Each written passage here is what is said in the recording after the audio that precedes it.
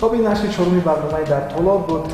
هر نفری که میخواد اشتراک کند، چون میرفوزم گفتن که فیروزه حافظ و دلخواه نفر بغیر فیروزه حافظ و میتواند که در این برنامه اشتراک نماید. و این تالار پرویز صابرов بود که چند پیش در خود را برای تمامی ورزشکاران و نفرانی که میل به ورزش دارند شده است. خب در آخر برنامه با یک مصرع شعری شما این برنامه را جنبست خواهیم کرد. مرا از من که با تو می رود دنیای رنگینم، مرا از من که با تو می رود غمهای شیرینم. اگر با من گلی رویت نباشد خار خواهم شد، مرا از من که با تو می رود ایام گلچینم. مرا از من مرا میشود. هر کسی که هست دایم از عشق نوحه میکنن.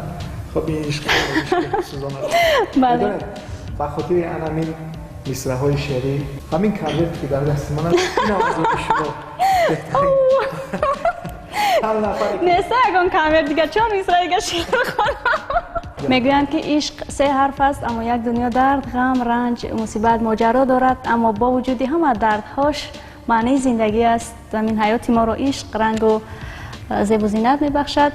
همیشه عاشق باشید، همیشه اونی را که دوست می‌دارید در کنارش باشید، احترام کنید، قدر نمایید. و به خاطر عشق من صاحبی 2 کامر شدم. ولی نوربردار کمی چهرهش تغییر یافت اینجا. نوربردار مبلغ نوت باشد، ولی این یک حاصل است.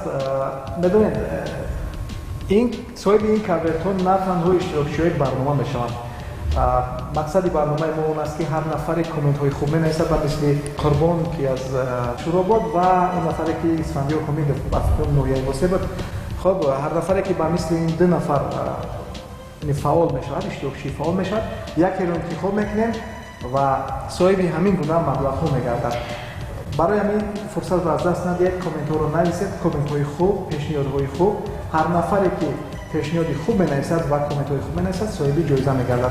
جایزه اون است یا اینکه میتوانید بیاید بر طلارهای کدام طلار انتخاب میکنید، مبلغ را ما میسپاریم، یک ماه شما در اونجا تمرین میکنید. بهترین امکانیت است از جانب یوتیوب کانال شهاب‌الدین یتیموف. بله، شهاب‌الدین یتیموف برای تماشابین شانس را از دست ندید. اگر کسی که مثلا امکانیتی در طلار مشق کردن رو نتواند، ما میتوانیم که با اونها پکیج خریداری نماییم، چه مقداری که باشد.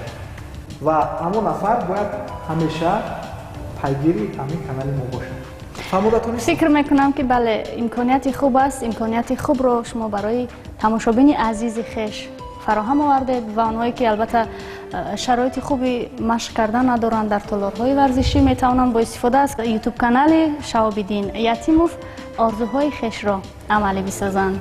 پیگیری برنامه هایش باشید. موفقیت میخواهم. تا برنامه بعدی.